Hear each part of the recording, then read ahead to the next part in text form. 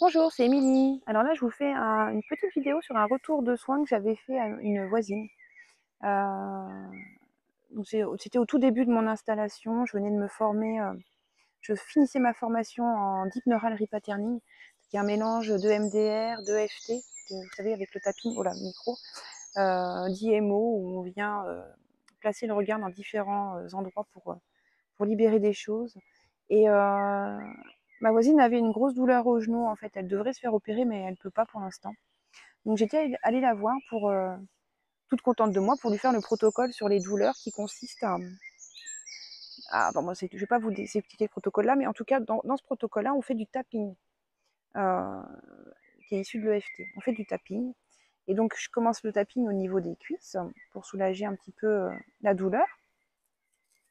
Et d'un coup, du côté de son genou douloureux, ma main se met à me picoter.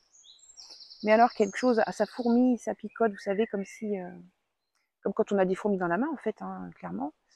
Et là, je comprends en fait que je peux arrêter le tapping. Et en fait, je viens juste positionner ma main au-dessus de son genou, parce que c'était vraiment la main qui picotait, c'était la main du côté de sa douleur. Et j'appose à quoi 4-5 cm de hauteur. Et là, je sens que il se passe des choses, quoi, ça diffuse, il y a quelque chose qui se passe. Et je lui demande, je lui dis, ça va, comment tu te sens? Elle me dit, oh là, ça me chauffe le genou. Je dis, bon, bah ok, je dis, on continue. Et puis j'arrête au moment où je sens plus rien. Du coup, je termine le protocole. Je lui demande, je lui avais fait évaluer la douleur avant, elle était à 8 sur 10 avant la séance. Et après la séance, elle était à 4 sur 10. Donc c'était quand même assez efficace. Le truc que j'avais pas anticipé, c'est que à peine j'ai fini le soin, j'ai eu une nausée, mais une envie de vomir fulgurante. C'est-à-dire que ça m'a vraiment pris d'un coup, quoi.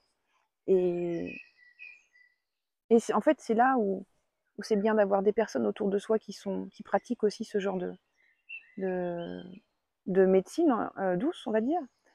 C'est qu'elles peuvent vous donner les bons tuyaux. C'est-à-dire que tout de suite, une de mes amies m'a dit, bah non, mais dès que tu as fini, en fait, tu te laves les mains après le soin.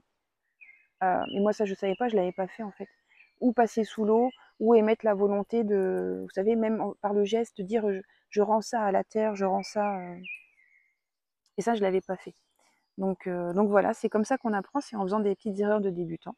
Mais, mais depuis, ça ne me l'a pas refait, tiens.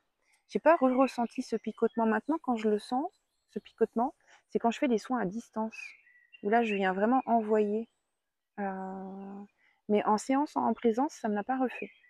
Enfin bon, voilà. C'était un petit un petit témoignage, voilà, de la pratique, de l'évolution de mes pratiques, de comment j'ai appris tout ça. Voilà, je vous dis à bientôt et j'espère que vous prenez bien soin de vous. Ciao, ciao.